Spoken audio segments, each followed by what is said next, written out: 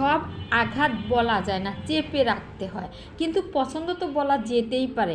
পছন্দের খাবার, আমার পছন্দের খাবার আজকে আমি বানিয়ে নেব। আর একটা জিনিস দিলেই যদি পছন্দের খাবার আরও বেশি সুন্দর হয়, তাহলে কেন বসে থাকা? শুরু করে দিলাম। একটা পাত্র নিয়ে নিলাম, আমার পরিমাণ মতো ময়দা নিয়ে নিয়েছি। এখানে আমি 1.5 কাপ ময়দা দিলাম, সাথে একটু লবণ, হালকা একটু চিনি দিয়ে দিলাম, কিছু তেল দিয়ে দিলাম, একটু হাড়কিপটামি করে দিলাম যাতে যত কম দিয়ে পারা যায়। তারপরে হাত দিয়ে ভালো ভালো মেখে নিলাম। মেখে নিয়ে সব জায়গায় একটু ময়দার সাথে ছড়িয়ে নিলাম। এবার এর ভিতরে আমি দিয়ে দেব।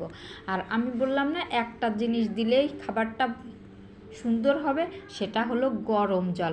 পরোটা তো আমরা কত খেয়েছি, তবে আমার কাছে মনে হয় বেশিরভাগ পরোটাই কিছুক্ষণ রাখলেই শক্ত হয়ে যায়, কেমন খড়খড়ে হয়ে যায়। আর এই গরম জলটা দিলে এই পরোটাটা যে কি সুন্দর হয়।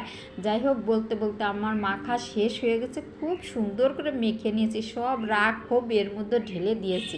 আর মেখে নেওয়া হয়ে গেছে, একটু শক্ত শক্ত করে একেবারে শক্ত না, নরম না, মেখে নিয়েছি। তবে তেল না ব্রাশ করেই ঢাকা দিয়ে রেখে দেবো। কিছুক্ষণ রেখে দিয়েছিলাম, ঢাকলা খুলে নিয়েছি, কি সুন্দর নরম হয়ে গেছে। এবার পরিমাণ মতো ডো নিয়ে হাতে গোল করে বেলে নিলাম। তারপর একটা রুটি বানিয়ে নেব। অনেক সময় পরোটা বানাতে গেলেও এদিক ওদিক সরে না, মানে আবার ছোট হয়ে আসে, কিন্তু এভাবে তাও হয় না।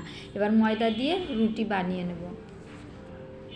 এখন যে বানাচ্ছি এতে কি ছোট বড় লম্বা হলে কোনো সমস্যা নেই, বেঁকা কোকা হলেও সমস্যা নেই, বানিয়ে নিচ্ছি। এটা কোনো কাজ হবে না, সমস্যা হবে না। বানিয়ে নেওয়া হয়ে গেছে। এবার আমি উপরে তেল ব্রাশ করে দেবো। তেল ব্রাশ করে দিয়ে ময়দা দিয়ে দেবো। ময়দা দিয়ে প্রথমে একটা পাশ দিয়ে, তার উপরে আর একটা পাশ দিয়ে, তারপরে উল্টো পাশ থেকে আবার মুড়ে স্কোয়ার একটা শেপ করে নেব। সবগুলোই আমি এভাবে স্কোয়ার শেপ করে নেব। এই যে আমি একটা বানিয়ে নিয়েছি, এভাবেই সবগুলো বানিয়ে ঢাকা দিয়ে রেখে দেবো। ঢাকা না দিলে আবার উপরে শক্ত হয়ে যাবে, শুকিয়ে যাবে, তাই ঢাকা দিয়ে নেব। অন্যগুলো ঢাকা দিয়ে রেখে এটা আমি পরোটা বানিয়ে নিচ্ছি। কি সহজে হয়ে যাচ্ছে, অন্য সময় এভাবে হয় না, শক্ত থাকে। বানানোর পরে বেললে একদিক দিয়ে আবার ঘুরে আবার চলে আসে, ছোট হয়ে যায়। যে সুন্দর মতো আমার পরিমাণ মতো যেমন মোটা চাচ্ছিলাম বা চিকন চাচ্ছিলাম বানিয়ে নিয়েছি। আর এভাবে আমি সবগুলোই বানিয়ে নেব।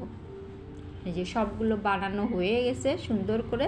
এবার আমি চলে যাব ভাজার জন্য চুলায় আমি ফ্রাই প্যান দিয়ে রেখেছিলাম, একটু গরম হয়ে গেলেই দিয়ে দিয়েছি। আজকে আমি পরোটাগুলো কিছু তেল দিয়ে ভাজবো আর কিছু তেল দিয়ে ভাজবো না। আমি যেভাবে মেখেছি এভাবে মাখলে তেল না দিলেও একদম নরম তুলতুলে হবে। আর একদিন না, 2 দিন রাখলেও নরম তুলতুলে থাকে। এই যে ভাজা হয়ে গেছে, সবগুলো আমি ভেজে নিয়েছি, খেয়েও নিয়েছে অনেকগুলো।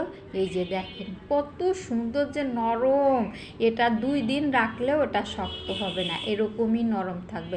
আর এগুলো কিন্তু তেল দিয়ে ভাজিনি, শুধুই ভেজেছি। আর সাথে দিয়ে দিয়েছি আলুর দম। এভাবে বানালে পরোটা যে কি মজা হয়, সেই স্বাদ।